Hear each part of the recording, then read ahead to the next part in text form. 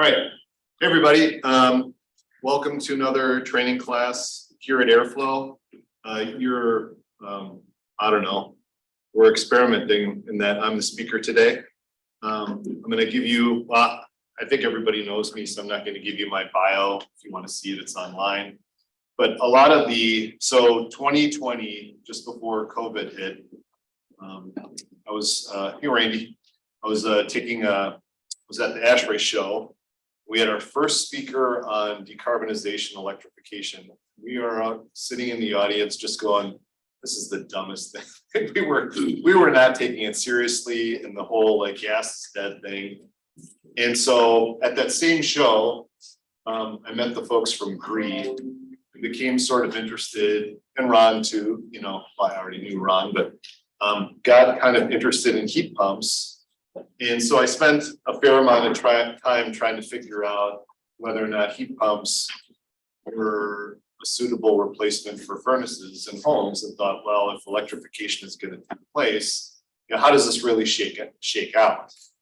And so ended up kind of digging around for a while. And during the COVID times, I put on a handful of dog and pony shows about heat pumps. So 3 years later, I've got some new context to go along for heat pumps, number one.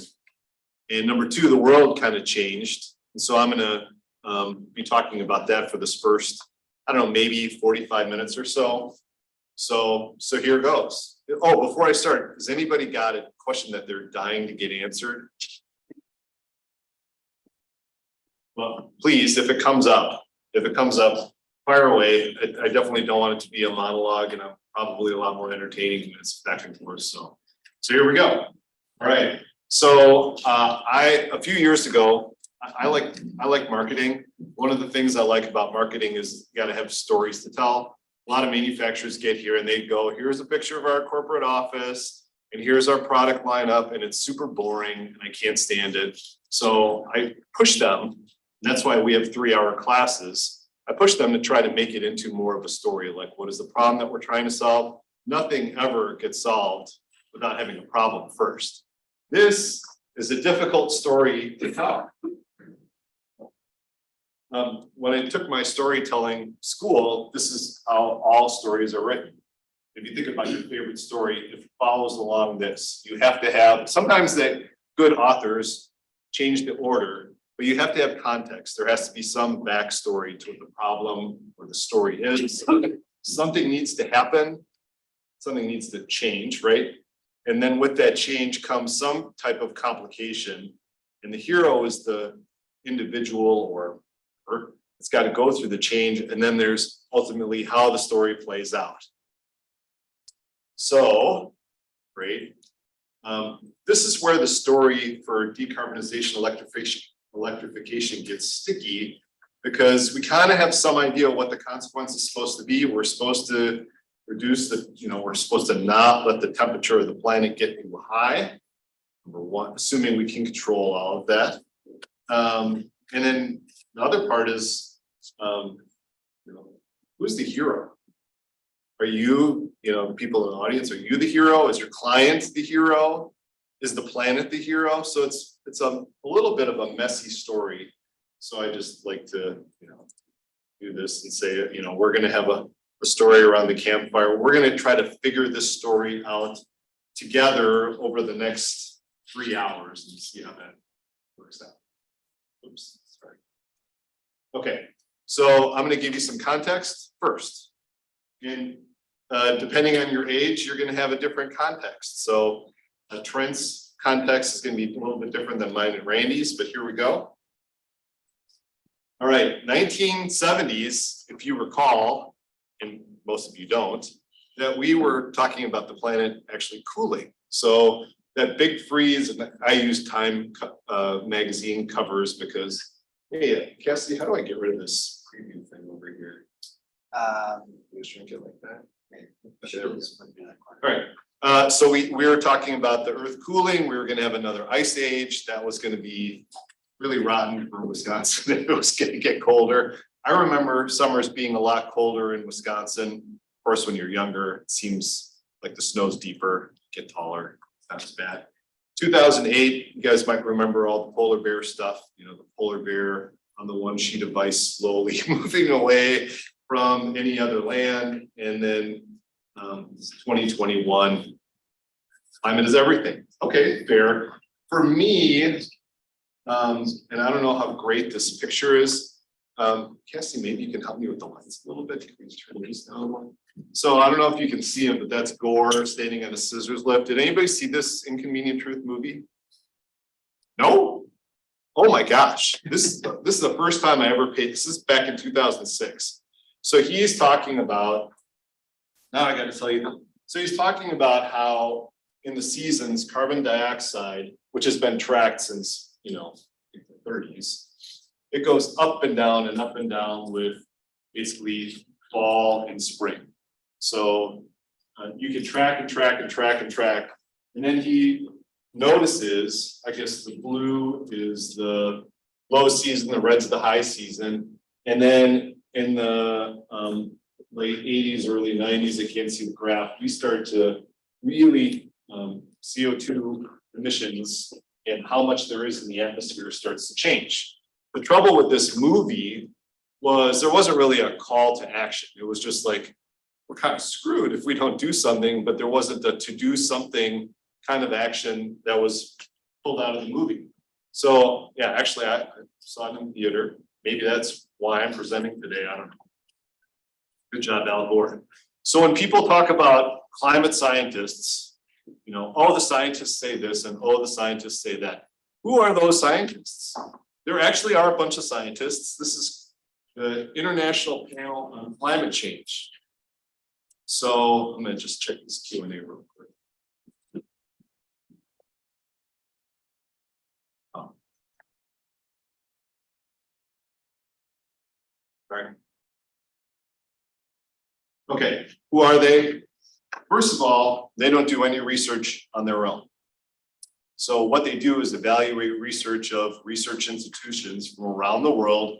They're represented around the world, and they just kind of take all the gathered information, summarize it, and then they put a report. So it's been around since 1988, so pre-Al Gore. And so some things with the IPCC changed. What changed is in 2021, they come out with this report. Up till 2021, they never ever said humans are responsible for the change in the atmosphere. In this report, they do. There's a huge report. I'm not going to read the 1,300-page report. I could barely get through the 42-page summary for policymakers. There's a lot there. There's also like a 3-page, like the knucklehead summary that's actually pretty good. But what they say that for the first time since '90, they could never ever really make a statement that said humans are causing climate change. And in this report, they did.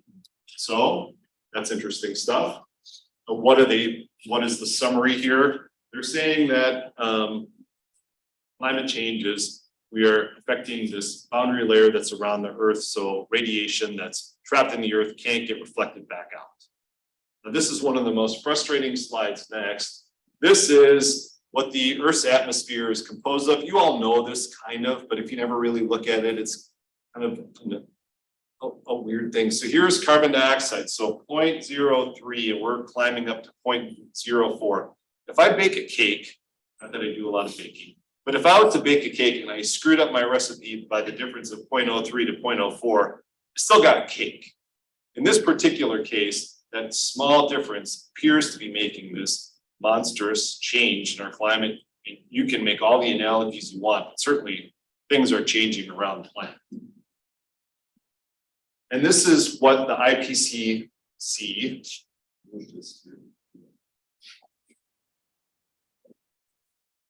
so if we're tracking, the black line is this observation levels, right? So our average temperature has climbed from what it was in the 1800s by something between 0.5 degree and 1 degree. And it bumps up and down, it bumps up and down.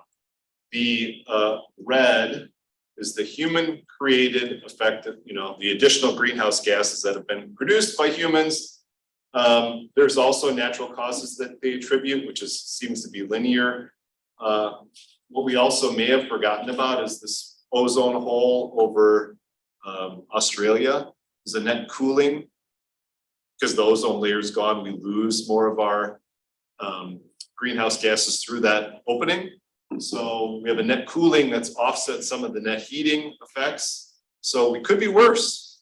And we kind of created human issues that have affected both sides of this equation. So, okay, I'm not suggesting that we bring spray cans back and create another hole to offset the climate change. Just this is observations that the IPCC has put together.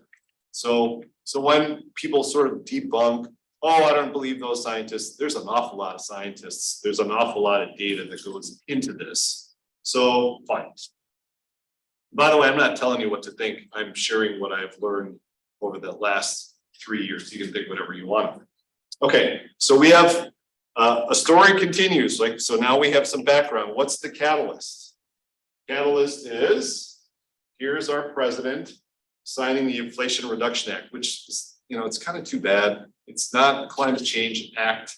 It's a Inflation Reduction Act that has a bunch of money tied in with renewables. Is basically what it comes down to. It's an open-ended act. So some of these things don't have caps in the funding, which it's going to make things interesting going forward. And a lot of this is directed at Wisconsin. We are all in the Wisconsin market. Most people, that's funny, a lot of people are always happy to vote for free money. It's not free, but in this case, if they're going to support climate change efforts, most people in Wisconsin are in support of it. So this is, again, everything can boil down to some politics. Most people are in favor of it. Great, that's what it says. What are they trying to do? They, meaning our government, what are the goals? Not much in buildings, which is a little bit surprising. I think the reason is there's going to still be more buildings. So as we add more buildings, knocking down the emission cuts in buildings is going to be really tough, right? But a lot of it's going to come out of the grid and a lot of it's going to come out of power. And I don't know what we're going to do about non-CO2 GHGs. Nate, you're in business industry, 13%, that's you. So let's keep moving. A lot of the impetus for climate change is to electrify everything. So it's not a direct line, right? Electrifying everything and eliminating greenhouse gases is not the same thing, but they are certainly tied together politically. So when we talk about, when you guys hear about climate action plans, like, for example, Dane County is way more committed than Milwaukee County is for climate action. Minnesota is way more driven than Wisconsin is for climate action. So our politics will have an impact, but generally, these groups want to improve the grid, and then they want us to move to electrify everything. So what does that mean for you? And I'm sure you guys have heard most of this in a residential. This is sort of an easier analogy to follow through on, right? Well, all right, I'm going to get rid of my furnace and I'm going to use a cold climate heat pump. I may have to redo my whole HVAC system at home, but you could do this, right? For sure. And we're going to be talking about heat pumps in section 3. You can change your stove. Not that this is going to, this is not going to save the planet right here, but if you're going to eliminate gas from homes, you can change. Anybody have those old crappy electric ones? These are supposedly a lot nicer. You can cook well on it. Great. You can change out your gas. I have a gas-fired dryer. You can change out your gas-fired dryer for an electric dryer. Not that they're popular yet, but you can change out your gas-fired hot water heater for a heat pump water heater. That's kind of a cool thing, actually. All right, so we've certainly got our fair share of conflict. Oh, before I move on, any questions so far? Good. All right. So we are going to have complications. Now, this is our overall US power grid, right? Where does the power come from? And I look at that and I go, 20% renewables, that's kind of better than I thought it was gonna be. Don't you guys think? This is from, this is from the EIA where I get all the data for this presentation. Okay, nuclear is 20, so we're like 40% of the way there. This is great. Coal, I hear that's bad, that's not so good. And then 40% natural gas is pretty clean. So maybe we're not in such dire shape, right? Not so bad. Okay. We're going to spend a little bit of time on this grid. Move this.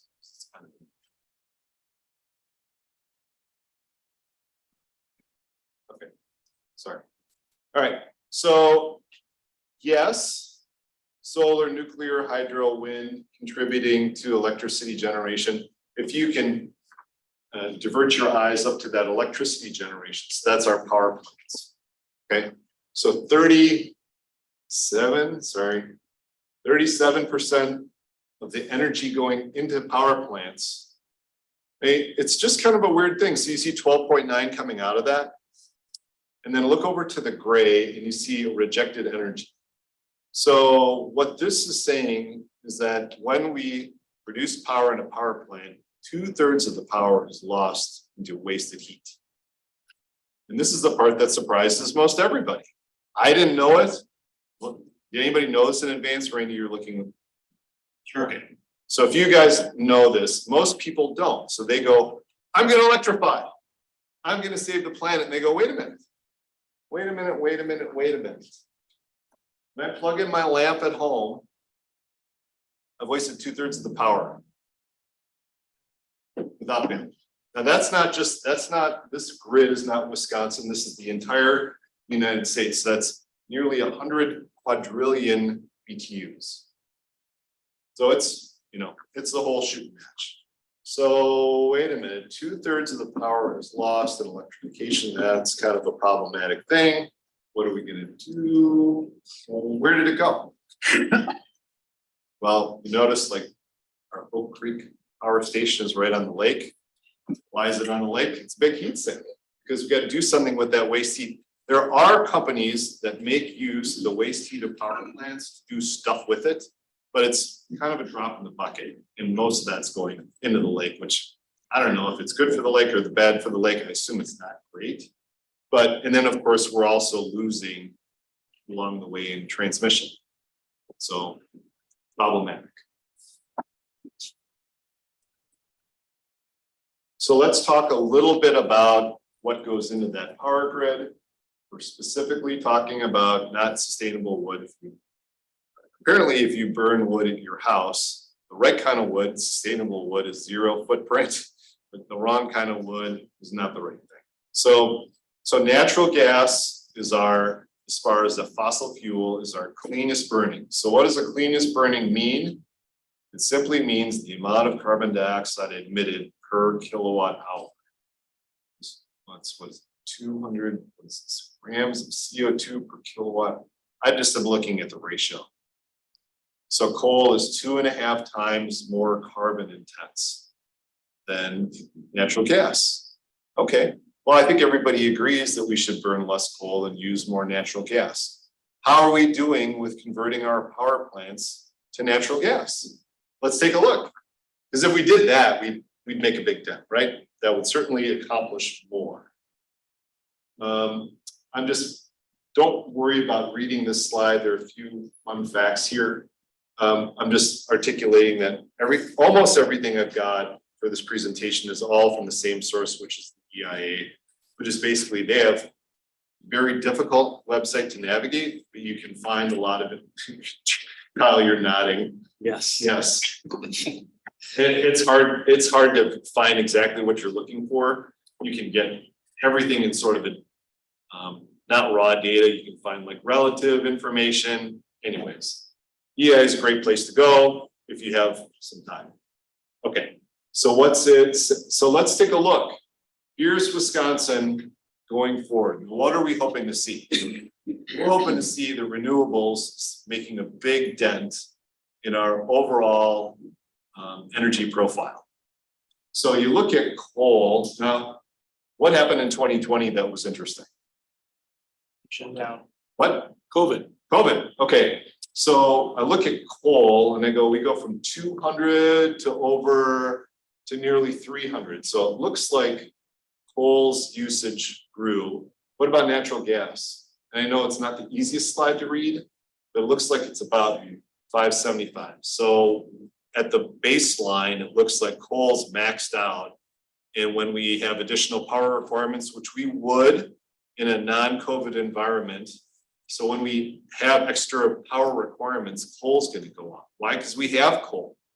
So we've tapped out what we can do with natural gas. So it seems. Nuclear is actually flat, but I know we're decommissioning a nuclear power plant right now. And renewables, how noticeable is renewables in our grid? It's not great. It's not great. Is it good or bad? No, it just is. This is where the state of Wisconsin is for power. This is a different slide. This is, I think, for a moment in time that the amount of coal-fired we're using in an instant is pretty significant compared to natural gas. Nuclear's, so I think when it says March 2023, I think it's just, this was March. This is how much we used in March. It's not super clear. It was just an interesting slide. There we go. Okay, so we're still in the complications section. We're not quite done yet.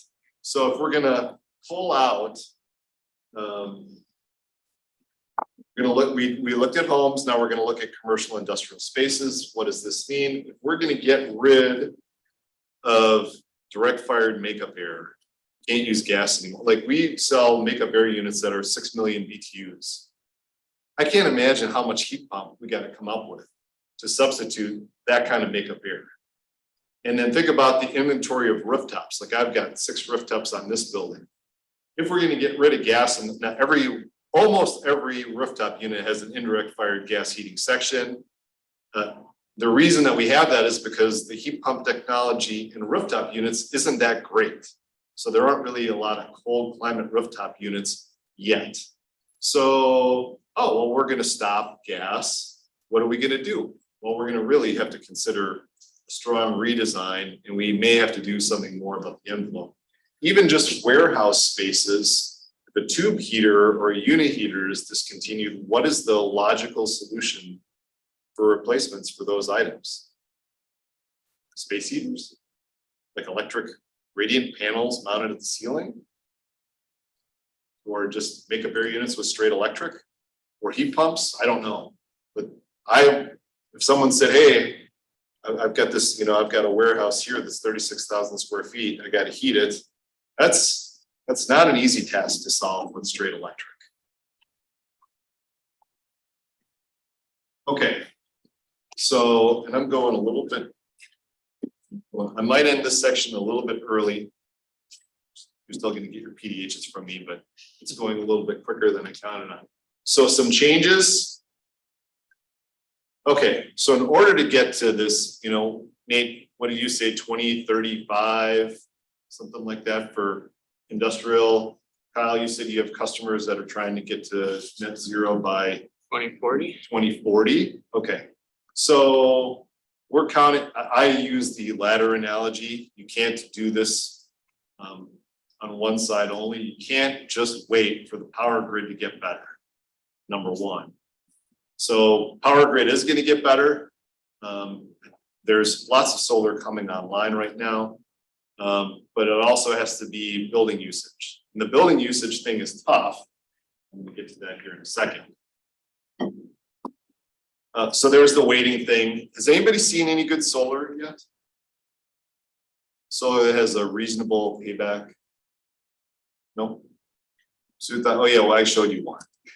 That's cheap. The one I showed you, yeah, is pretty good. That one is one that sort of hangs off the side of the building and use kind of the upturn current of the building to facilitate. There's more incentives out east. Yeah. Like New York, New Jersey. For wind. Solar. Oh, for solar. Yeah. Yeah. Yep. So our grid will improve. There will be more solar. There will be some wind. I haven't seen any wind really since the big Horicon Marsh installation, which was a bunch of windmills. I haven't really seen anything in the state like that yet, or since I should say. We will be putting in more gas-fired turbines. There are plans to improve the transmission lines. So if you wait, the grid will get better.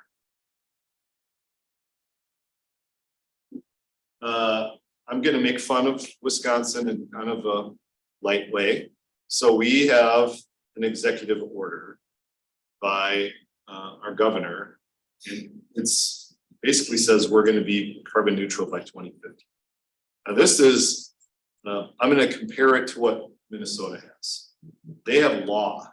In Minnesota, it's law that by 2030, they're going to have certain benchmarks that industries, the transportation industries, the building industries, the power plants, so on and so forth, that they have to get to. This is not law. This is, and it would be nice. I don't know how binding this is. I'm not, like I own a building. It's not like I'm hearing from the state that says I need to clean up my act. Our building leaks like a sieve.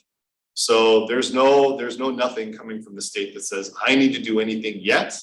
And I'm not aware of anything that's driving my behavior other than my own interests.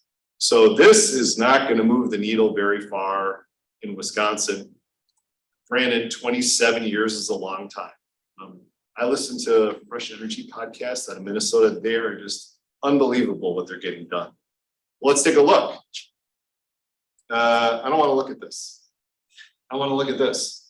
So this is, figure out which state is ours and which one's Minnesota. Look at the coal usage.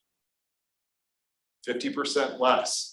Natural gas, significantly less. Renewable energy, almost 3 times.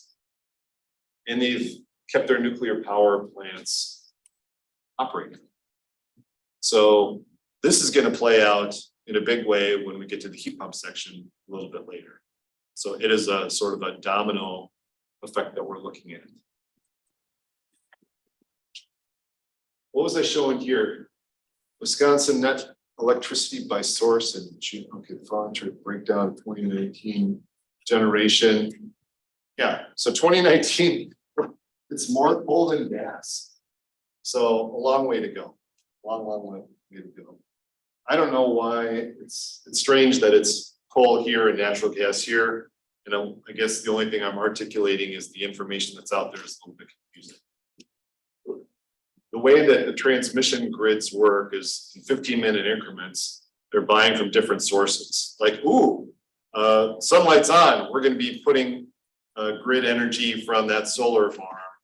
And here come the clouds. So in 15-minute increments, the power grid is changing all the time. So how they map this, it must be in the amount of coal burn, the amount of gas burn, that kind of stuff. We talked about this. This is one thing I do. I do pay a premium for renewable power. I can get that from, I live in Cedarburg. That is an option. It is not a very practical option for most people, but you can pay extra for renewable power. Our businesses, this is a tough thing. Businesses don't, as a building owner, my building doesn't always make me money. And everything that goes wrong with the building is an investment that stretches out the value of the leases and all that kind of stuff. So envelope upgrades that we're considering are very expensive. Equipment replacement is very expensive. System changes are very expensive. In section 2, we're going to talk about equipment displacement methodology, which is combined heat and power. So we're just getting started with that. There have been discussions to have like tax credits to make these upgrades similar to there's a pretty large tax credit out there for geothermal for customers. So we're starting to see a bigger push for that. Yes, and we're gonna get into the finance side of this and what the credits are. So I think you'll find that to be interesting. I'm just gonna. Can you see what slide I'm on? This one it turns out. You have to exit. Okay, I've got a few going. Okay. Okay. Oh, yeah, I almost forgot I had this section. So we have to do a little bit of math, right? We have to get familiar with, as engineers, we do load calcs, right? As your customers are going to do mathematical calculations for paybacks, or you're going to do them for your customers. Figure it out. Now we have to add another calculation on the top, which is our carbon footprint calcs, right? So this gets to be not tricky. I just want to kind of make sure everybody knows what I'm doing when I'm doing carbon calcs. Okay, so again, this is EIA. And again, natural gas, and no matter where you are in the United States, roughly, it's 116 pounds per million BTUs. So 100 pounds of carbon dioxide, which is kind of weird, it's gas, right? But it's carbon dioxide, 160 pounds. Okay, Wisconsin Electricity Profile 2021, this is the newest one. I don't have one for 2023, the year's not over. 2022 is not done. Well, what it's saying is per megawatt hour, it produces 1,246 pounds. So we're usually dealing in kilowatt hours, so divide by 1,000. So here's the numbers I'm going to use for as we're going forward, looking at carbon footprint. 1,246 pounds per megawatt hour, 1.246 pounds per kilowatt hour. So you run a fan for a little while, you made a pound of carbon dioxide. Million BTUs we divide by, we get to 11.7 pounds per therm. Do these electric rates, do they look agreeable to you? I'm looking at my own bill. I don't know what you guys are using. 12.5 cents. It's low for, That's I'd low. say for residential, it's a little low. This is for the business. Yeah. This is for airflow. And I wasn't sure, so there's two kinds of distribution fees that come with natural gas. So it's $1.75 a therm, but there's a distribution fixed cost. And there's a distribution cost that's per therm delivered. So it's probably $1.30, not $1.075 per therm. Rainey, you're nodding. What do you think? What do you usually use? Yeah, that looks in the right range. The lower one or the upper one? The lower one. The lower one, okay, so $1.30 a therm, fine. So, we've got let's see if someone's saying, did you count for methane gases and Fred Betts? Hey Fred, I used the data that I pulled from the EIA, which may or may not include leaks and stuff like that. So this is more of a big picture analysis. And if you want to chime in a little bit later, I think we can do that.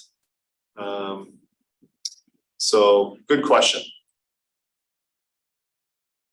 Okay, so you guys obviously read the blog because you're here. So there was a blog question about if I have a humidifier that's 100 pounds an hour, which is going to produce less gas. What did you guys, before we'll just do an audience straw poll here, did you think the gas is going to be less, or did you think who thought electric would be less? Trent did. Everybody else got the gas one right? Who thought it was gas? All right, so most of you aren't answering. Which is probably a good thing we're having a class. Okay, fine. So this is hard to read. I've got, I used 180 pounds because I had examples of both. So on the left, SKE4, that's Neptronic's large electric humidifier at 180 pounds. It's a 60 kilowatt unit. Over here, 180 pounds steam, 240,000 BTUs. We're going to convert that into therms. How does this look? Now, granted, the SKG4, there's some gas inefficiencies. You got a vent, right? So how does this shake out? So this is just straightforward math. We talked about in an hour, 60 kilowatt hours times 1.246, 75 pounds for running your big humidifier full out versus natural gas. It's about a third, 28, I don't know. 2.5 times is the electric side. So we're going to keep bouncing to this. Electric is somewhere between 2, 3, 4 times the greenhouse gases of using gas on site, which conflicts with everything you're gonna hear about and, for electrification. Okay, a little bit about investing. I've made some investments in my life. I own a building, I have a solar array on my roof, and I run this business, so I have some idea. And all of you do as well, right? So you all have a 401k. Usually your 401k is netting you somewhere in the 5 to 8% a year. Why is it not as high as the S&P? Because you've got bonds in there that are usually a lower interest rate. If you just invest in the S&P, you're taking higher risks, but you may get 9–10% in a given year. If you're a high net worth, higher roller kind of an individual and you're getting into the boutique type investing, you can get 12–13%.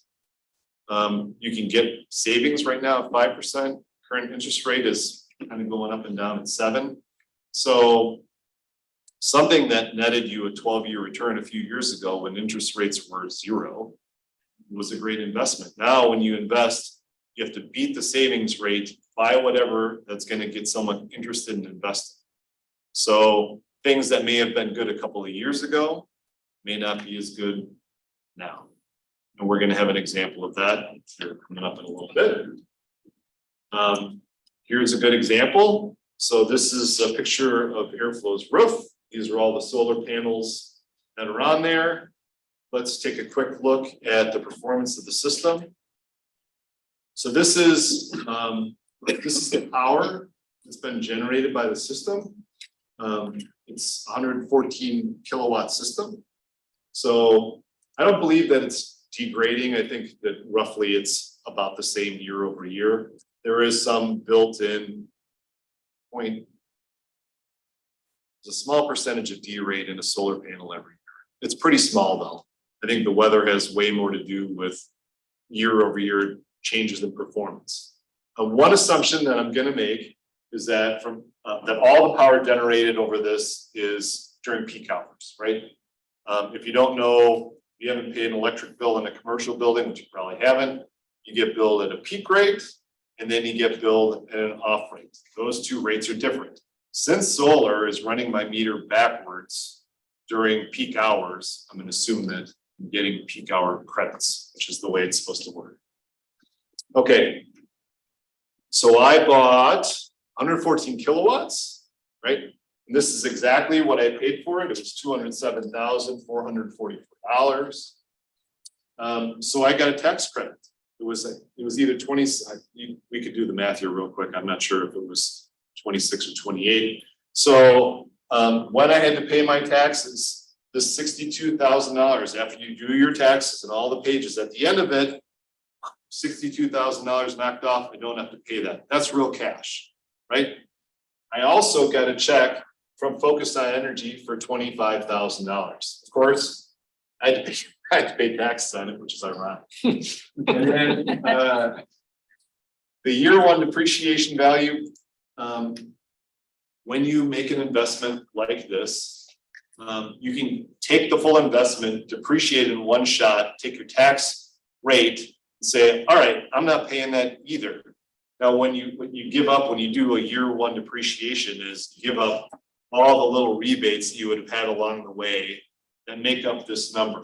So it's $52,000 of not paid taxes, but if it's over 20-year depreciation schedule, every year I'm actually paying that tax back. So cash is always king. So let's kind of like just put that off to the side for a little second. Basically, what this investment turns out to be, if you don't take into account the depreciation value, is what is it? 207 minus 62 minus 24, so it's like 150 grand, and it's saving roughly. I don't know. Did I do the math on the next page? Yeah, here we go. I did the math on the next page.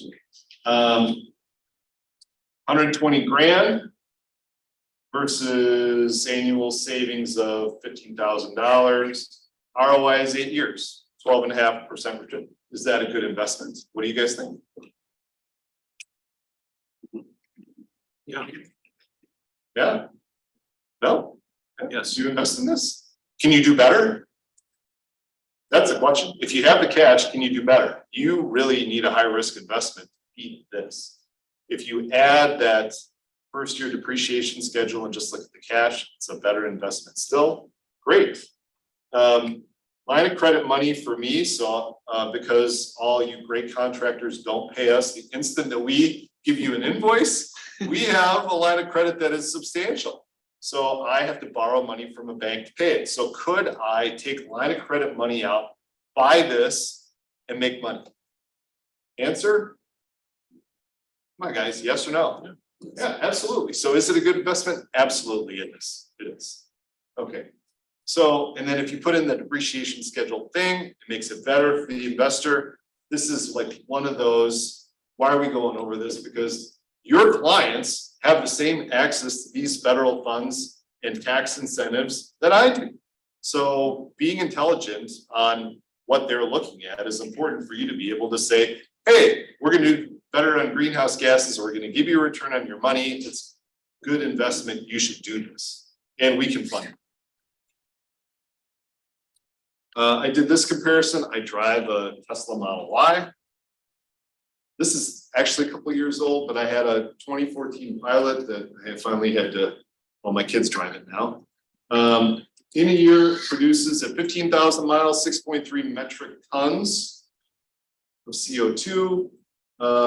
Straight comparison, regular old electric rates, that Tesla created 2.7. Is it significant? I'd say that that's significant. Is that why I got it? Mostly.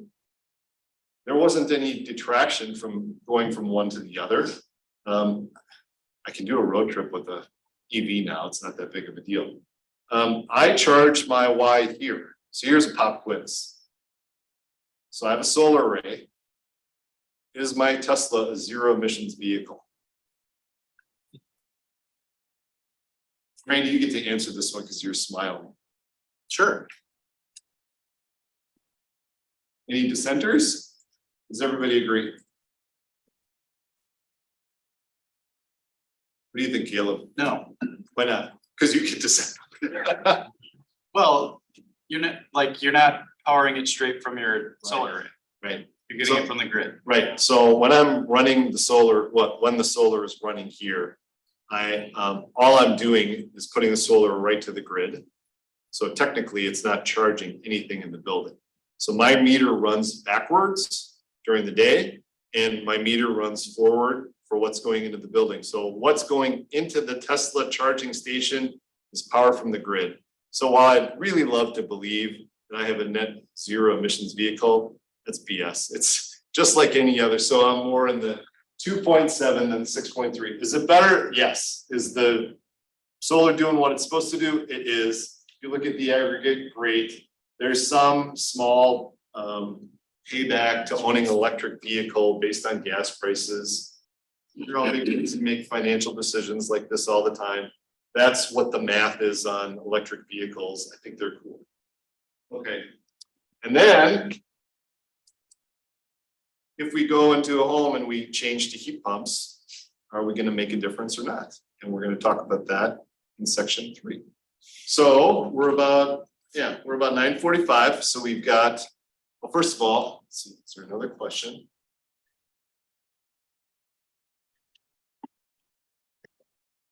That was a All follow right, up. can we get Fred on the phone? I don't know if he's allowed to chime in on the webinar. We can figure that out. When we do class 2, we'll have Fred speaking at it. How's that sound, Fred?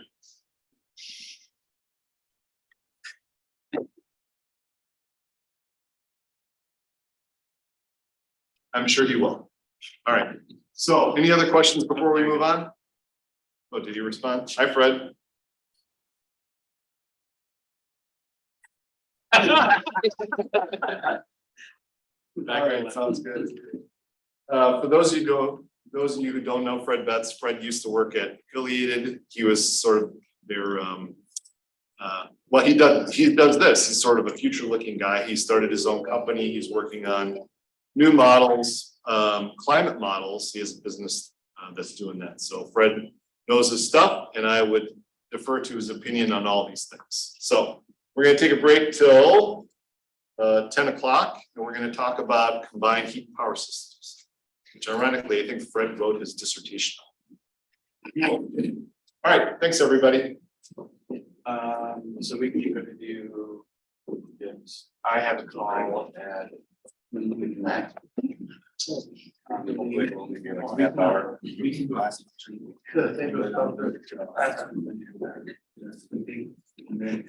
Mark said no. So what time? Well, I can't do it at 2:30. My dog, I didn't like.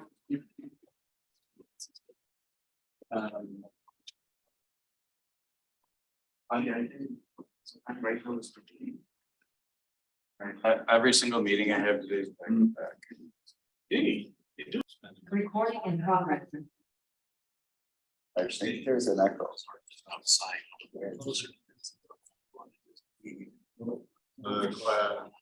Yep.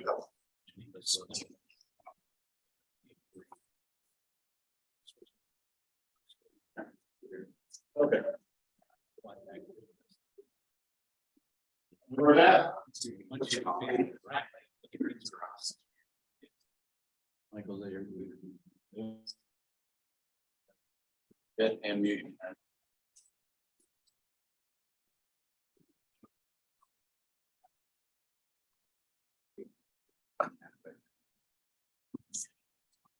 We good now? Oh, looks like it. All right, no more hearing me twice. Once is enough. All right, you guys ready to roll? Part two, combined heat and power. Another word for this, Randy? Cogen. Cogen. Yeah, I remember cogen in the 90s. Some of the Lucky Wisconsin people were trying to sell this. So let's talk about a tractor first. Any farmers here? Want to go through the nuts and bolts of a tractor? All we're really talking about is I've highlighted it for you. There's a drive shaft. There's a fuel tank, there's an engine, and there's a radiator. So you've got this engine, gas comes from the gas tank, runs the engine, runs the drive shaft. Then we need this radiator to dissipate the heat from the tractor. Pretty straightforward. You've seen all these different kinds of fuel. You can run it off of gasoline, you can run it off. Most fork trucks run off of propane, right? This is not rocket science. Here's another tractor, fun fact. Many John Deere tractors have Yanmar engines in them. Yanmar is the manufacturer of the combined heat and power CHP product that we're talking about today, but most of this again is about the tech that we're talking about. And this is going to go probably about 20 minutes. Then we're going to play a little game that Caleb's going to run for us. So here's a Yanmar boat engine. There's a Yanmar tractor engine. In a boat engine, you've got the water there to get rid of the heat. Tractor engine, we just saw the radiator. It's a picture of sort of a schematic of a combined heat and power system. Tractor radiator over here. CHP system, the building is the radiator. So can we use the waste heat from this engine to make our buildings more efficient? Have you tried this before? You've looked at it many times on a little bit bigger scale. I'm sure a lot bigger scale, but this is a little small caper for a commercial building, but there are bigger ones. Okay. Picture of the unit. We're mostly dealing now. Peter Goldsmith, who's my Yanmar contact, is having some trouble logging in. He's gonna be. I'm here. I am Oh, here. all right. Cool. Sounds good. I'm coming to you live from New England. How are you? So this is the voice from above. I could just, wouldn't it be religion would be great, you know, I can just ask and get an answer. This is pretty cool. All right, Peter, nice to see you. It's like I'm the god of cogen. Just ask up to the ceiling and I'll answer all the questions. Yes, all right, this is awesome. I'm gonna have you doing some chiming in, Peter, so this is super weird but cool at the same time. Okay, so here is a slide that just talks about basically the engine.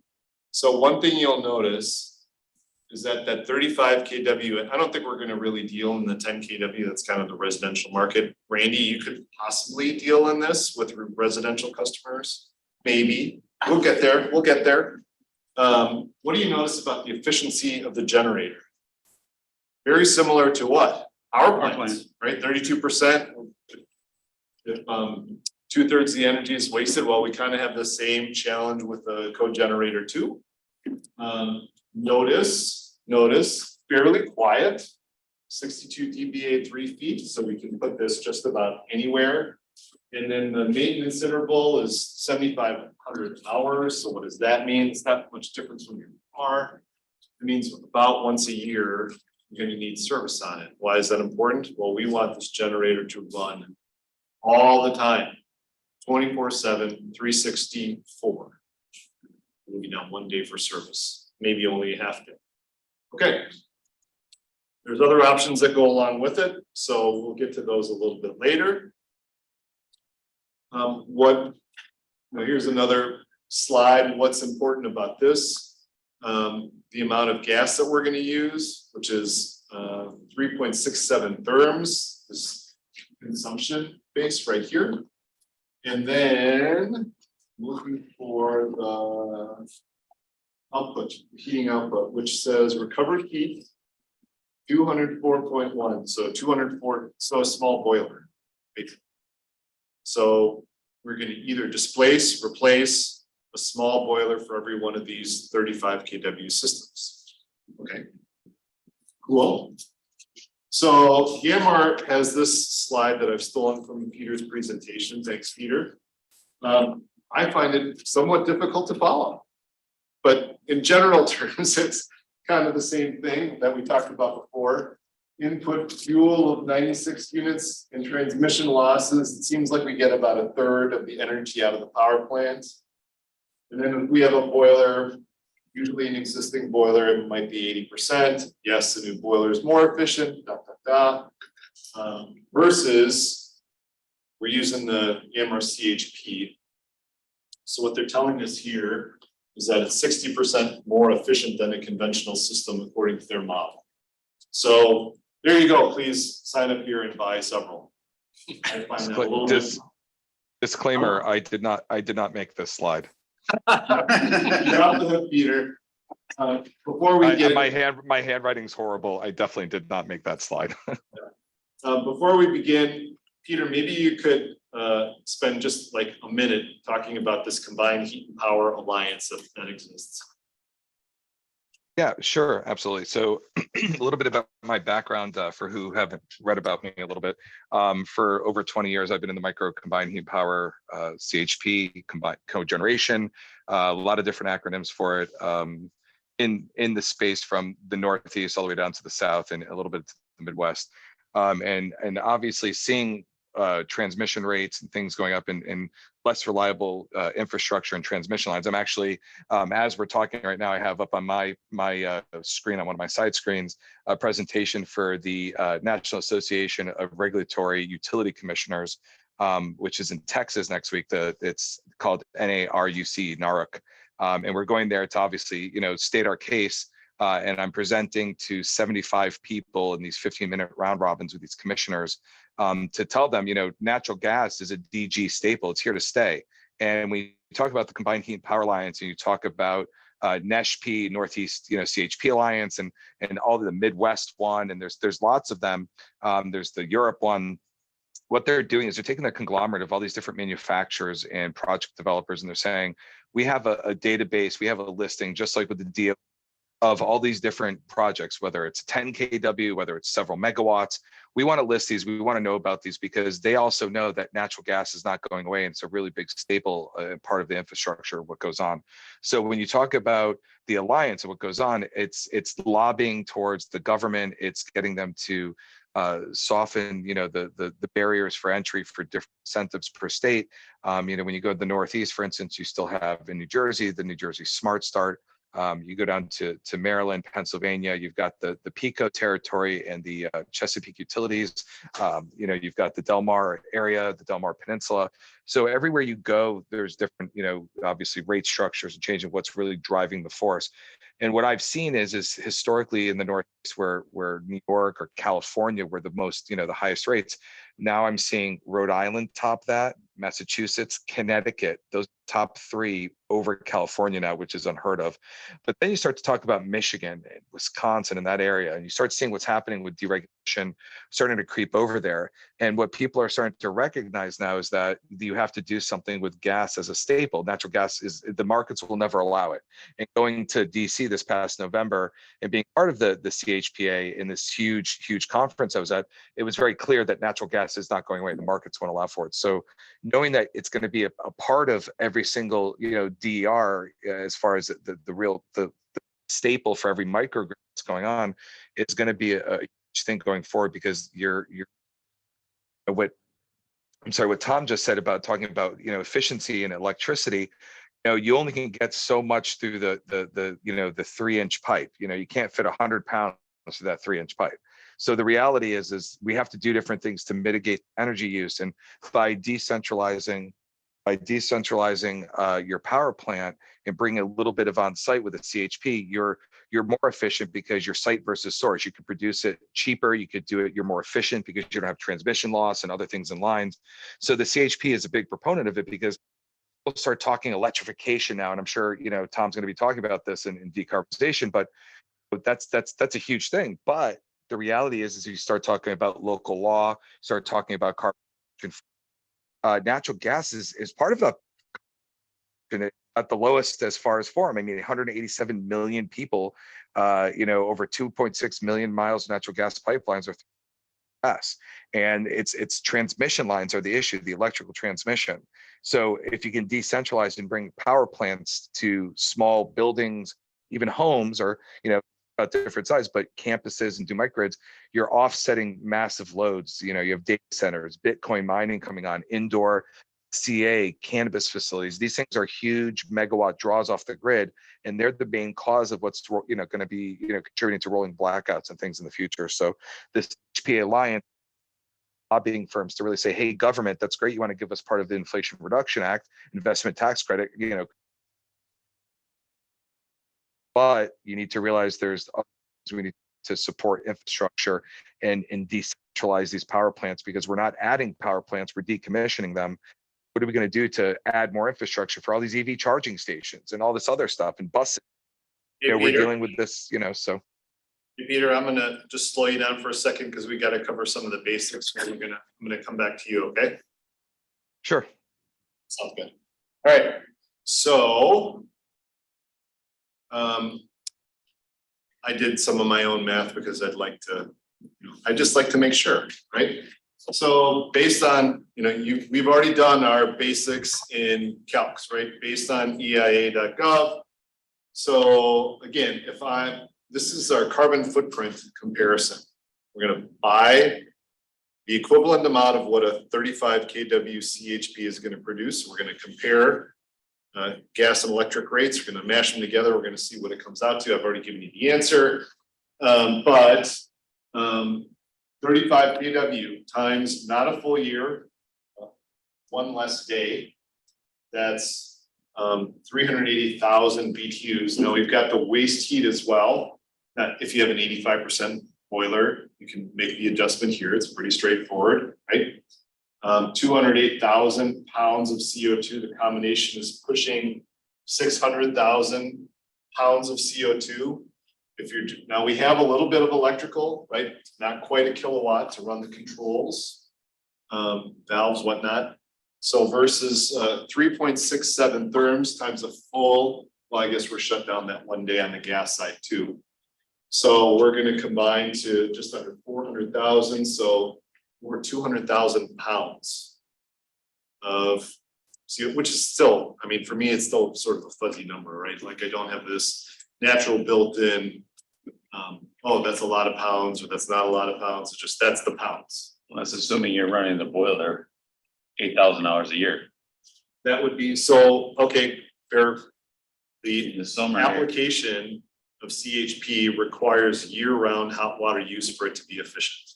So if you don't have a hot water use, you probably would be better off Well, there's running. 200,000, there's 200,000 pounds of CO.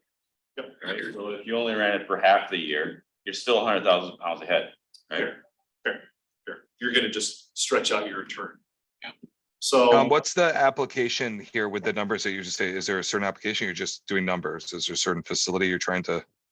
What, model? all I'm saying is if you find an application that can make use of a 35 kW CHP where you have continuous hot water demand, and there are plenty of applications, so we're gonna get to that a little bit later, then this is your economics. That's what I'm saying, then check this question.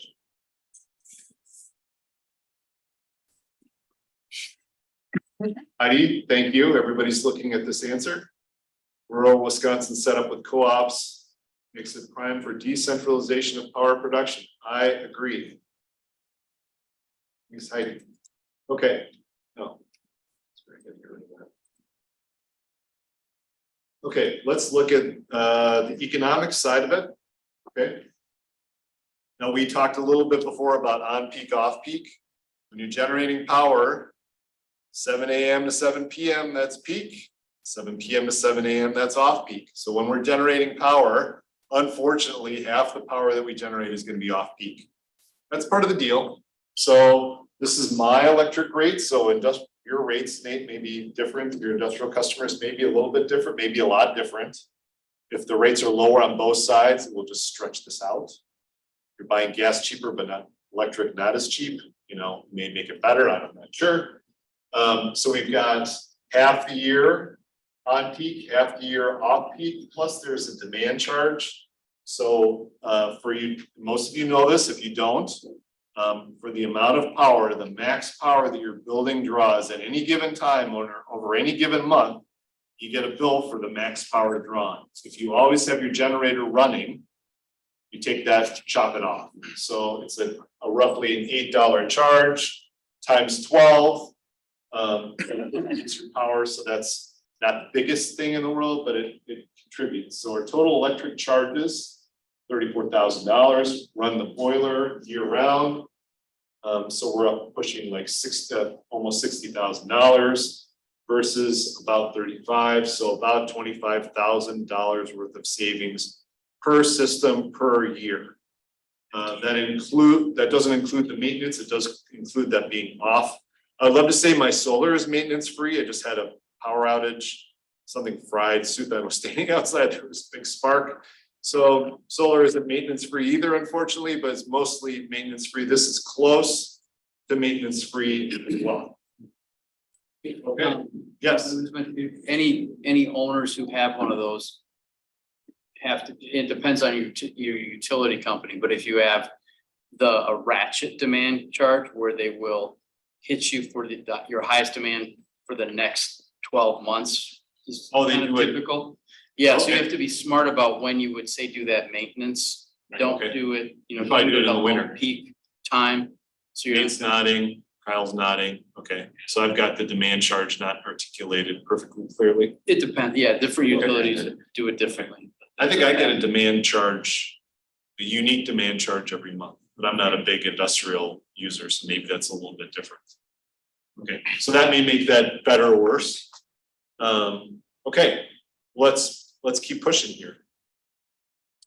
And Peter, I might lean on you a little bit here. I'm running a little bit long, but what this is showing is similar to how I described my solar.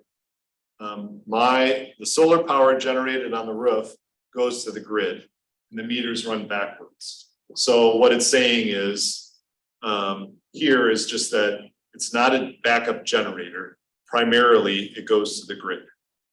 And we can change configurations for this to be more of an emergency generator.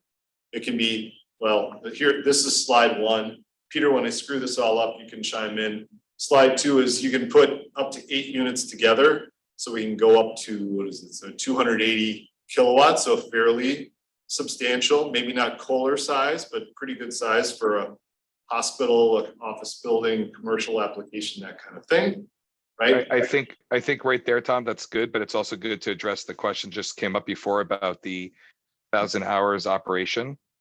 Yeah, I think going back to the machines right there, the several of them. Sorry, you can go back to them. here. Sorry, nope.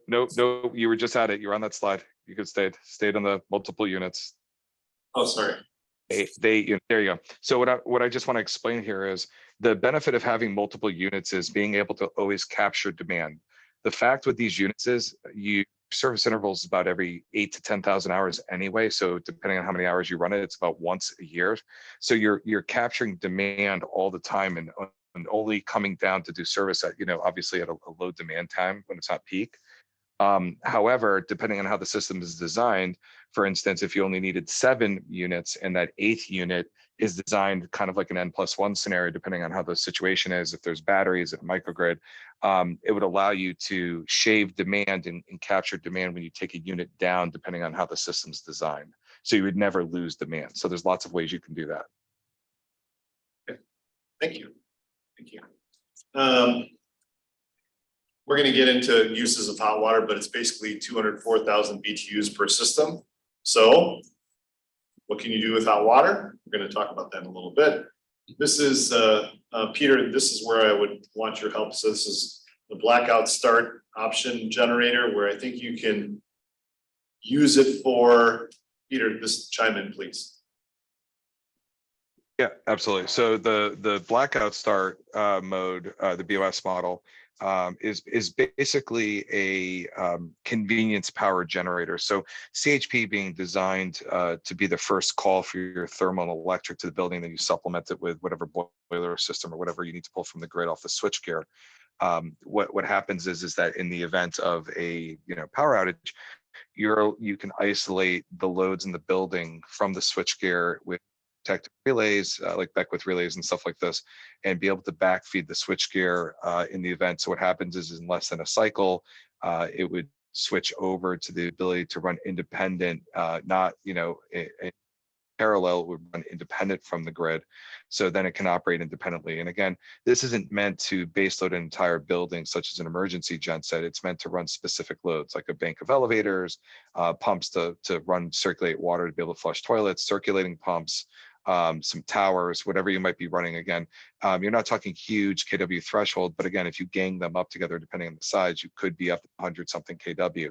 So you could look at it as kind of a free perk, if you will, like a generator that's built in for backup generation in case, but you're not going to run fire suppression systems and HTM type stuff. Okay, great. Moving on. So I showed you a little bit earlier. The guy that I bought my solar from, he's now working for a different contractor, and hey, we had all these price hikes. What solar costs now was what I asked him. And it's gone up to about, what I'm doing here is a comparison between a solar investment and a CHP investment. We're going to talk about this. So you guys saw it was like a 140, 133, 134 for megawatt hours produced in a year. So with a 114 kilowatt system. So first cost now is about $2.50 a watt. It's about, it's significantly more than what it was before. We always expect new technology to drop in price, but because supply chain stuff and inflation, it's more expensive. So we're pushing about a $300,000 investment where it was about $207 before. We get the full 30% rebate now. I think it was a little bit lower back then. Focused on Energy has dropped its solar incentive significantly. It's about half of what I got before. Final cost, 185. I go back and forth about this depreciation, whether it should be included or not. But I'm including it here. Sorry, I'm gonna move this thing. So cash outlay 85, and we're saving 16. So 5 years, roughly 5 years, right? If you get rid of the early depreciation schedule, it's more like 11. Then you're kind of getting investors going, I don't know how great that is. It's still good. Still good for there's still a lot of good stuff here. Let's take a look at the direct comparison between a solar investment and a CHP investment. For For CHP, I can buy two 35 kW machines, roughly in that $300,000 ballpark. Now, there's a lot of variability in a CHP install. Depends on if you have to, can you add a buffer tank and drop it in, or do you have to add heat exchangers, So it could go way up, it could be really simple. It depends, right? So we did this simple ROI on solar array. Now we're over here in the CHP. Now, it's amazing, 114 kilowatts in solar produces 135 megawatt hours. 70 kW in CHP produces 612, so quite a bit, what is it, 4 times the amount. Solar doesn't have an operating cost, you don't have to burn gas to get the solar, so I have $70,000 roughly in gas expenses, plus a little bit of electrical too, right? But the cost savings in hot water and electric, well, we've done a pretty big dent in CO2 emissions. We've saved $50,000 a year. My simple ROI is 6 years, right? Now we get into those tax incentives that you were asking me about, Brittany.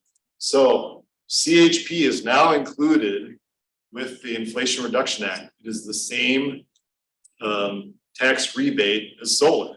So moves ITC up to 30%. So I get the same rebate for cogen that I did for a solar project. Why? Because it works. It works. I'm not sure about this, Peter. I highlighted the bottom, this domestic content. Yanmar is a Japanese company, so I don't know if we would qualify for that. Just trying to look here. It's kind of total cost. Can you read that last line? I'm sorry. The domestic content in the site of CHP for low income housing, you might be able to get a 50% government incentive instead of 30, but Yanmar is a Japanese company. Yeah, so we don't qualify because we're Japanese. Okay. We only Well, qualify up to 30. If it's American made, it's a little bit more, like another 10% up to 50%, but you have to meet, like, it's very rare that you hit.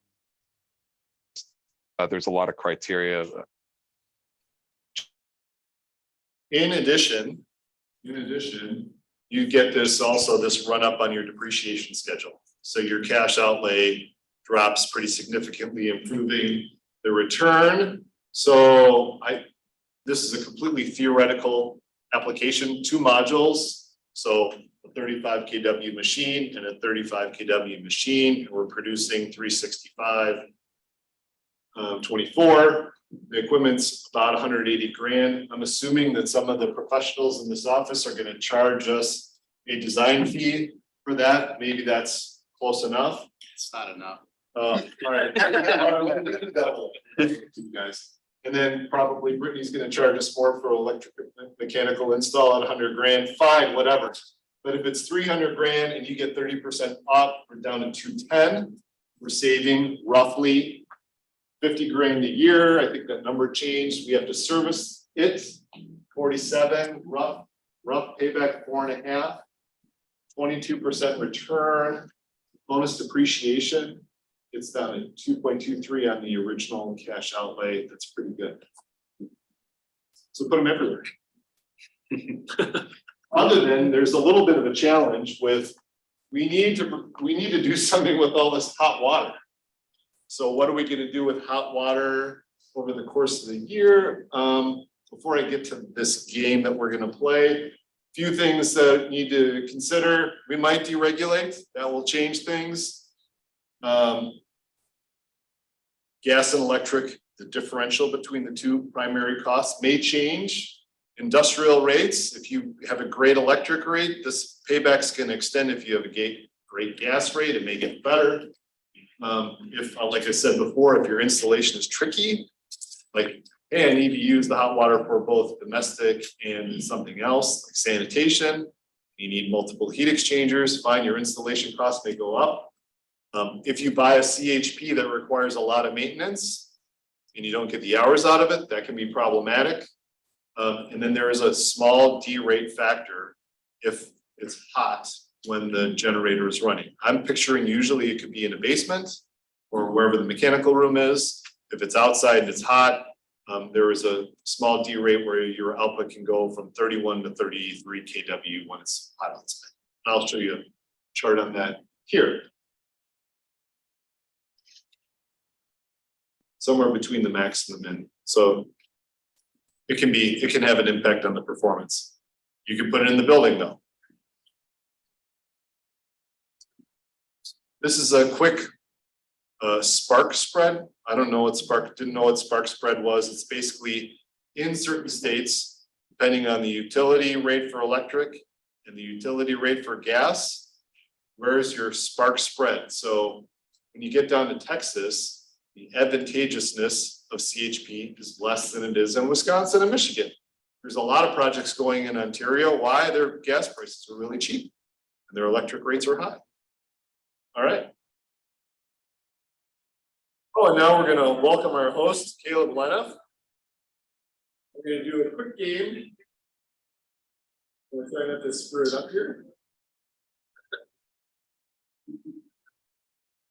And right.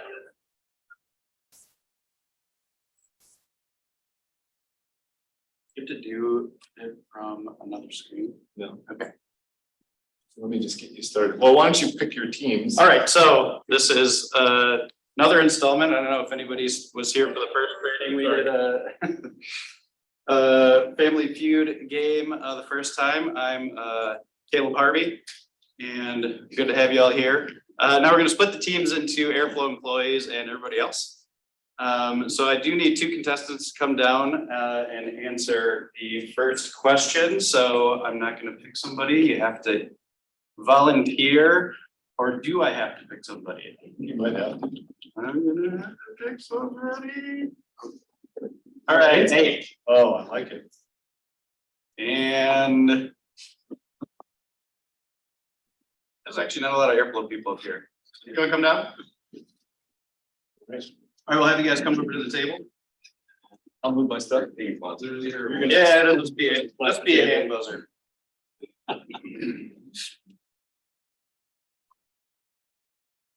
Stand on this side. Sure. All right, so we surveyed. We didn't really survey. Surveyed no one. Tom thought of 8 things. I mean, more. The top 8 are on the board. So what are the top 8 things that you can do with the waste heat from CHP? 8. Domestic hot water. All right, I actually don't know how to do this.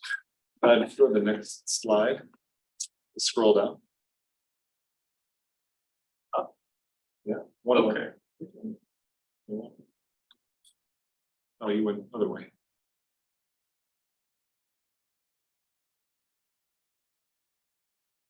See, this is like what we're not supposed to see. That's why I wasn't supposed to run this part. I was supposed to talk. There it is. Oh, That was very fun. okay, but somebody still has to pick the. You have the answer key? What I sent you? Yeah, but I have no idea what. I emailed you the answer key. Right, I know, but you were supposed to, because. Oh, yeah, I'll sit back. All Okay. right, sorry. This might just take a second. We talked about this. Commercial. We're gonna go to a commercial break. Yeah. Yep, you think it's German shape. Anyways, I'm pretty sure that one's up there. Just don't know what it is. Well, it depends on what building, right? Like if it's a hospital or a hotel, maybe, right? Domestic hot water's right up there. I think it was specifically the type of building you're looking for that would make use of it, so. Oh, Yeah. well, that wasn't the question. No, I know. It's a plot. It's a plot. Big. Might get a strike here. I don't think so. Or I'll help you out. There's lots of strikes. All right, what was your answer? My answer to the question was, what's the use of, Well, look, number two, apartments. was Oh, use for the heat, Domestic hot water. and I had said domestic hot water. Yes. But if it's a type of building, it's a different question. Yay, excellent, all right.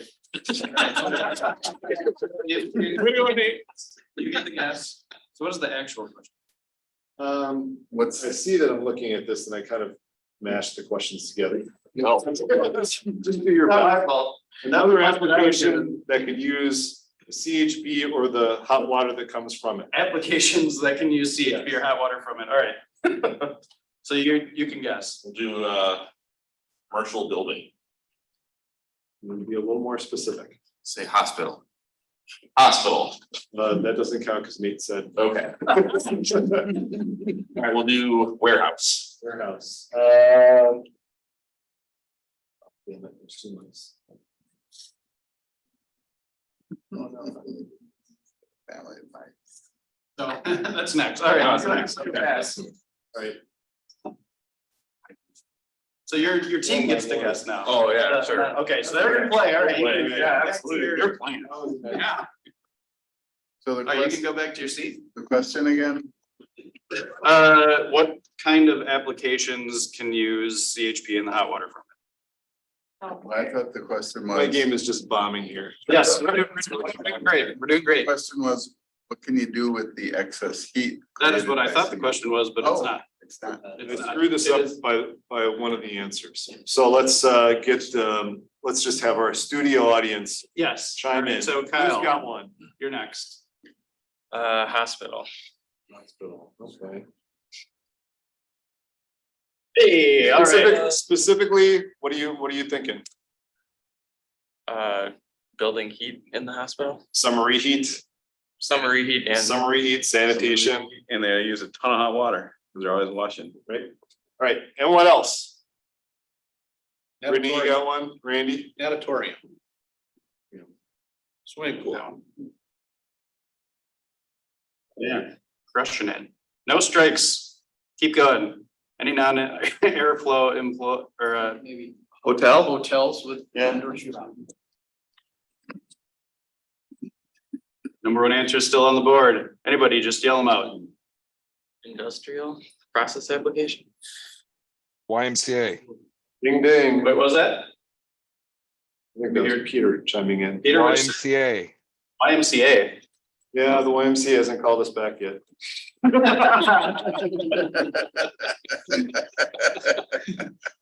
Kyle Next. already kind of covered this. Okay. You're not gonna get. Hope there's Q&A to somebody online maybe guessing. Humidification. Oh, I didn't, well, John, that's a really good answer, but There wasn't top eight. no, we don't have, we're not growing weed here yet. Yeah, but they grow vegetables indoors. Well, fair, okay. Along those air green lines. And I'm gonna show this slide in a second, but we have a desiccant system that requires a very low regeneration temperature that this could be used for. And this is the one that I screwed it up with. So if you have a multifamily building and you want to add EV charging for your residents, and you're kind of capped out electrically, you could use the hot water in your central system and doesn't actually follow the question, so. I screwed up. So how about a nice. When we're gonna get to the end of this, has Larry signed in yet, Mike? He's right here. Oh, hey Larry, you're almost up. There'd be 2 more questions that come in. Okay, what's that? 2 more questions. Oh. So what's the temperature of the heat? For this Rexnor stuff, so your water temperature. Look at these. Thanks, John. Good to hear from you.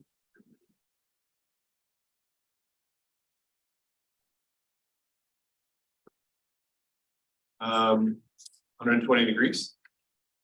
All right. So this is a liquid desiccant dehumidifier. So low grade, well, not low grade, but cooling the desiccant and then heating the we're regenerating the desiccant by driving the moisture out of it. We only take 120 degree water. we can do more than, well, you've got 204,000 BTUs to work with. So that's gonna drive that application. LTUs, last slide, and I'd like, again, to have Peter chime in. So, Yanmar acquired a company called High Power. Among the things that they include are batteries.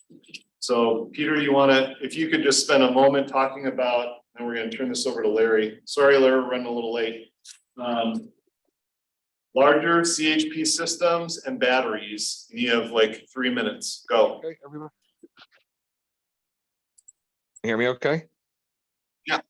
Did you hear what I asked? Okay. Yes, I did. I want to make sure you could hear it cut out.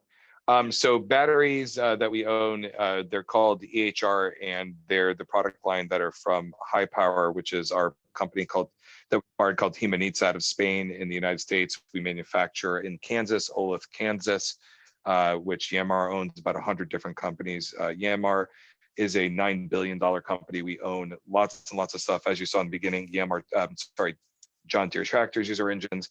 So we know that electrification is coming, and we've really invested in these battery systems. So when you start talking about these, we also own another company out of the Netherlands called Elio, and we're actually using those batteries to retrofit a lot of different engine-based tractors and the smaller tractors and things like that. But the batteries essentially were developed for on-site power and construction facilities, remote charging.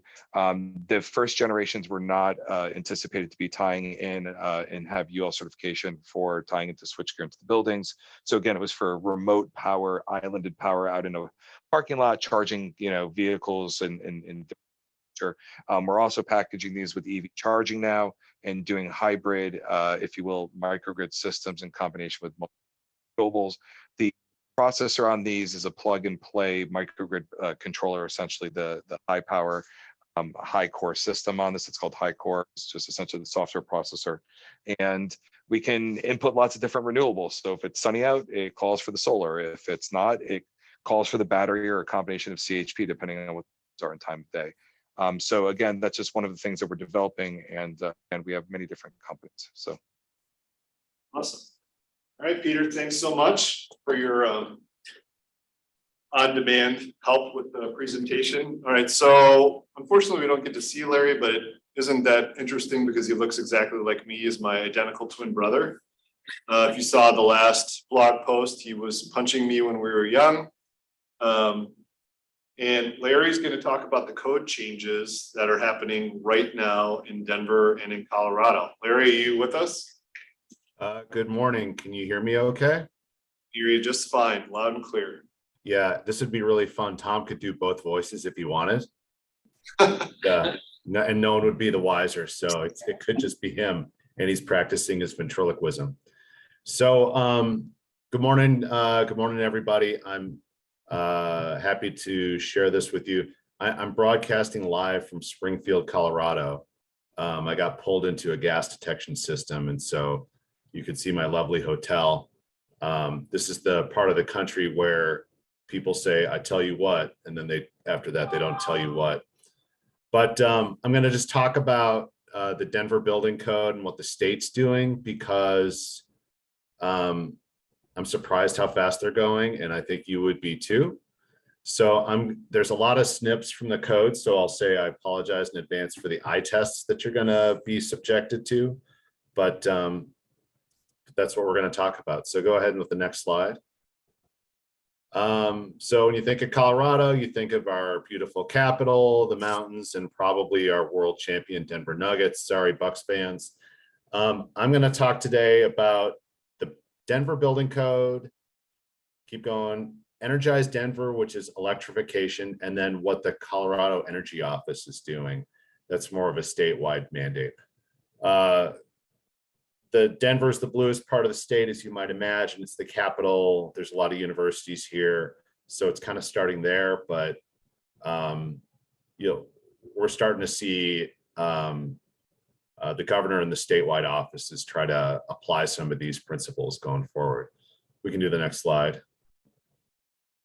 So, if you're a doubting person, I'm showing you where you could go get this information. So if you if you just search Denver Building Code 2022 in your favorite browser, you're going to get that top right section where they talk about the code. Now that if you dig around there, go back.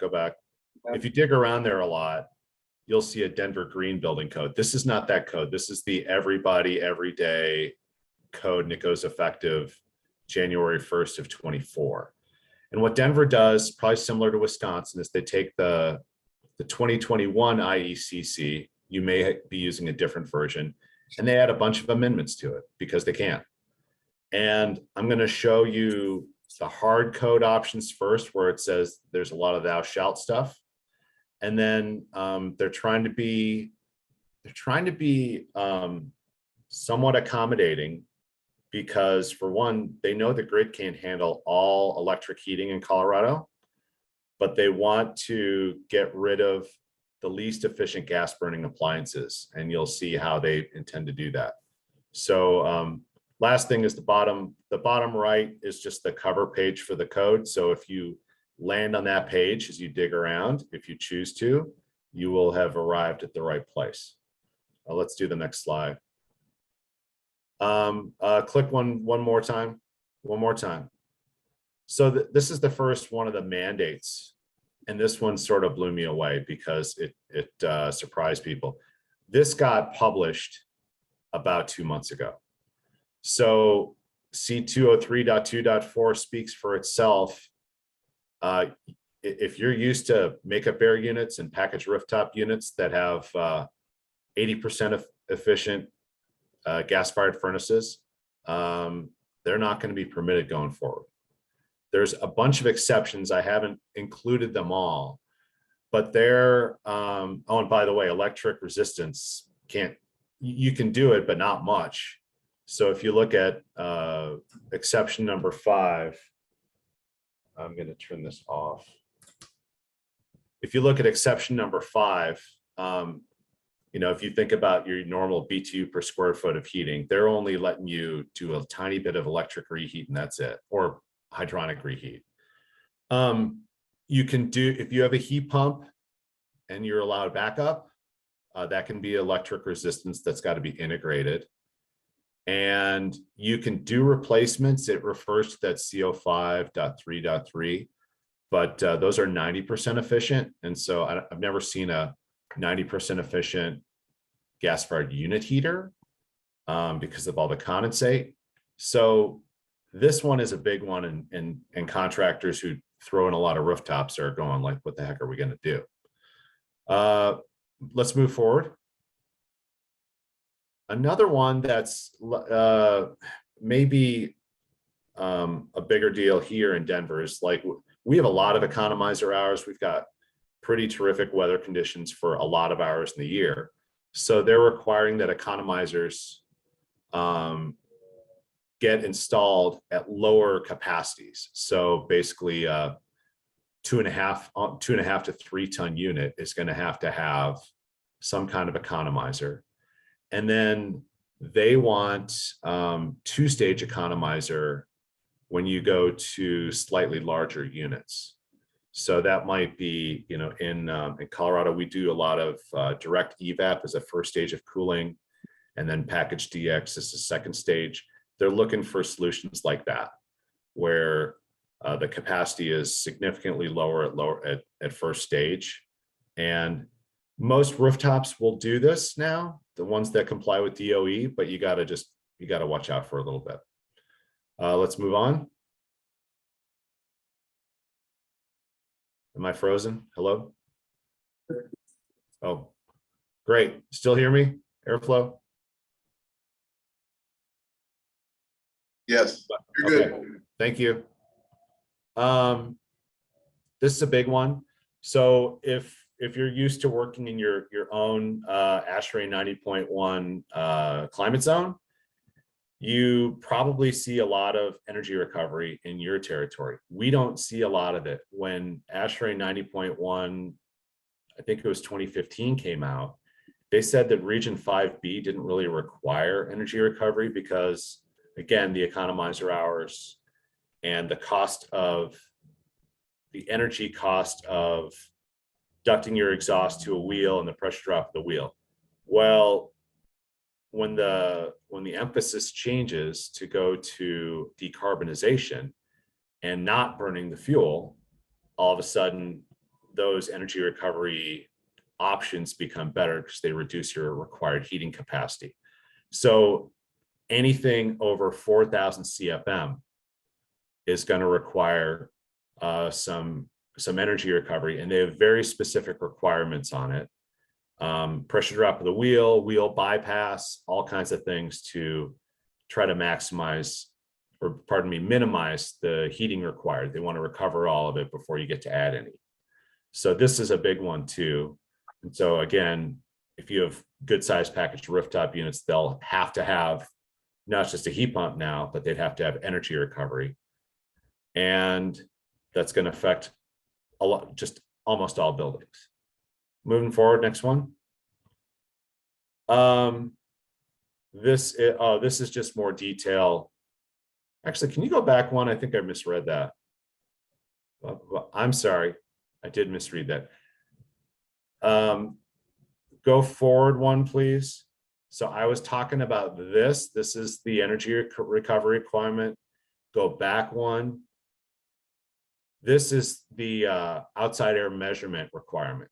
So ASHRAE 62.1 dictates how much outside air you need in your building, but it doesn't specifically say to measure it. Your local code might, but at 4,000 CFM and up, they want you not just to measure it directly, but they also want you to do fault detection if it's not working properly, because they want to have accurate outside air and no more, because it's a waste of energy if you over air a building. So you can move forward 2 now, please. Sorry about that, everybody. And then the last one, you probably don't go to airflow for domestic water heating, although that can change with this Yanmar product. But your classic, it takes 5 minutes to spec it, tank style domestic hot water heater that uses fuel, gas or electric, no mas. So that's going away. And I think the rationale behind it is that it is the lowest cost way to decarbonize a lot is to use a heat pump water heater. And the cost of those, if you go with like an outdoor unit, is pretty significant, but there's a lot of ways to skin this cat. And just letting you know that, we're a central state and this stuff is going live for us.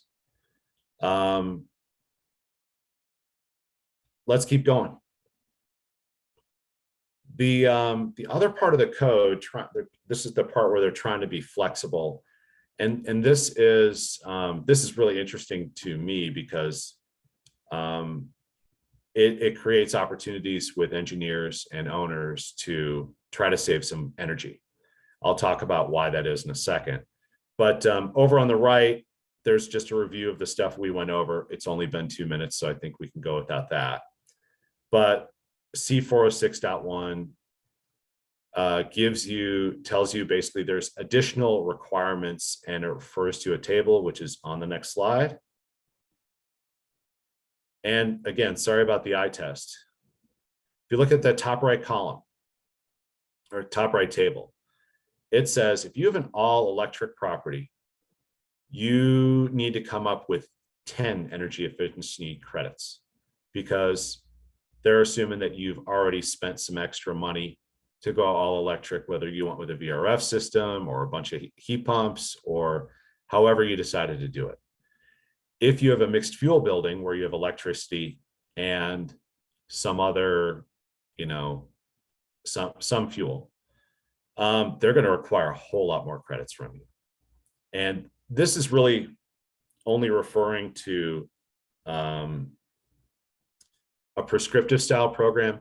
You can work through all of this stuff through energy modeling and measurement and verification, but all these are verified through energy modeling, and so that's why they're allowing you to go 2 ways. Most engineers prefer prescriptive until they get to a certain size, then they run everything through their energy model, at least around here. So those credit opportunities, you can kind of imagine what they are. You can have a cold climate heat pump with a good COP. Heat pump water heaters get you points. Reduced fan power gets you a lot of points, which is something I'm really focused on. But until that hits your territory, you should probably start tuning into those opportunities. And I have a feeling, a lot of these building code people, they go to the same conferences, they hang out together, and they do a lot of copying and pasting. So it'll probably be coming to you fairly soon. Moving forward, I just want to talk about Energize Denver. You can read a lot of very, what's the word, lofty documents about the requirements of Energize Denver. It's to benefit the community, try to reduce hot spots in the city, the heat island effect, because it's pretty significant in Denver. But they have programs that affect people in a big way. So one is, how are you going to reduce the energy use of existing buildings, or electrify those buildings, or build net zero energy buildings. Go to the next slide too, because we'll get into the how this affects real people. So if you have, over that on the left, if you have a building 25,000 square feet or larger, I'm trying to go quick, but I'm just trying to show you like how they're doing this. There's carrots and sticks involved. This coming year, if you have a building this size, you're going to need to benchmark the building energy use. You'll hire a third party. It won't be so expensive. And if you don't, it won't be so bad. You'll get a small fine if you don't. And then a couple of years later, they will require you to have reduced your energy by about 30% in 2027. And if you don't, there will be a much more significant fine coming your way. And then the same but larger order of magnitude fine would come your way in 2030. So that's their enforcement. At this stage, so those are sticks. At this stage, there are carrots. So if you're an early adopter, they will pay you incentives to do so, to make these changes. If going to the middle one, if you're between 5,000 and 25,000 square feet, you've got to meet requirements in renewable energy and lighting. Pretty modest stuff.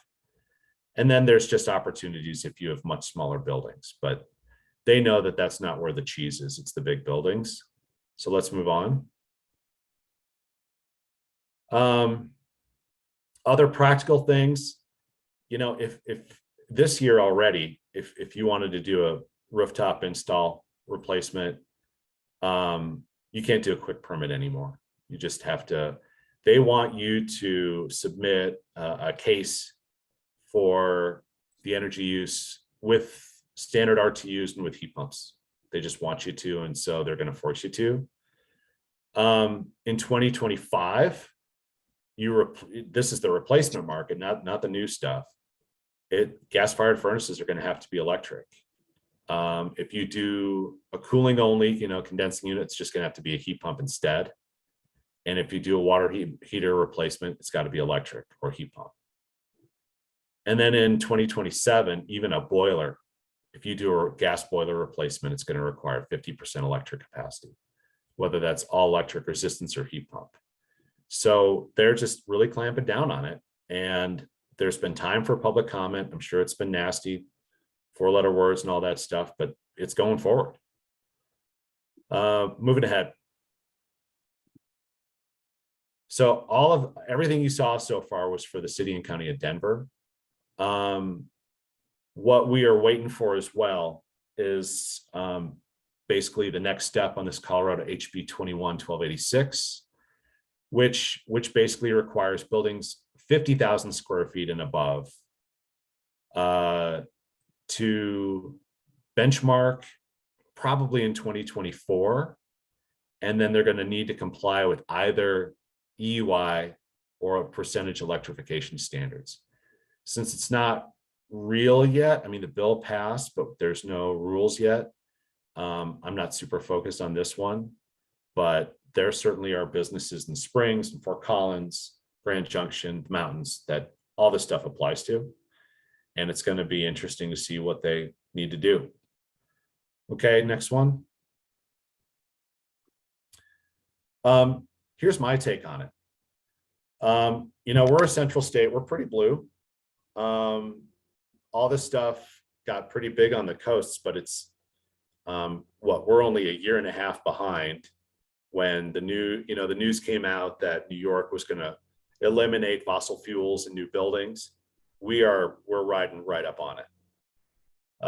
Maybe 2 years later. So I think the rest of the country is going to follow. Next is like, the industry, our industry settles in on the lowest cost, easiest to design systems. Manufacturers bundle that stuff and package it. That stuff's going to get wiped out. If you're here as a consultant or an energy modeler, this is going to be great for you. This industry is just built for consulting, and it'll be interesting to see how much support it gets. One thing that will be true is like I've presented lots of different technologies in the past where like, oh, that's the first thing that's going to get BE'd out because there is no requirement to save energy. All those old technologies that maybe you felt the same way about, they're going to get a new life, and the market's going to shift because of that.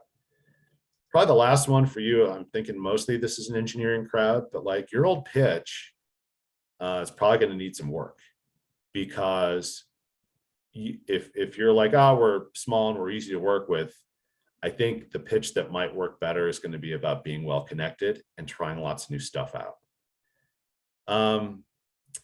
So that goes to action items for you. If industry boards are asking for your expertise, get on there, find out what's going on, be first. There's a ton of heat pump technology out there. Well, you can read them all. Get smarter on all of them.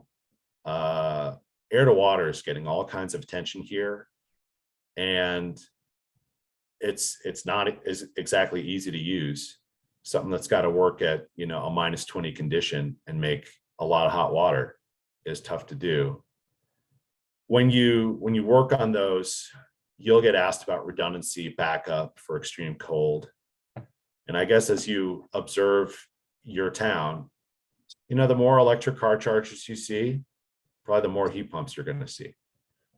So I guess from there, I think that's my last slide, other than the final one, if someone wants to advance it. Yeah, so if you're doing any work in Denver, please, we'd love to work with you. I knew that was coming. Yeah, well, you gotta keep those stamps going, and it's good to have some practice. Plus, one final word, since Tom and I are identical twins. A lot of people ask us, hey, if he gets hit, do you feel it? And the answer is, I do. When you don't spec airflow products, and if you could see me, I'm touching my heart. It hurts me right there. It hurts me right there. Are there any questions about the mountain people and our crazy codes? I think we're all good here, Larry. All right, I'm going to sign off. Good luck, everyone, and thanks for the opportunity. Thanks, Larry. Thanks.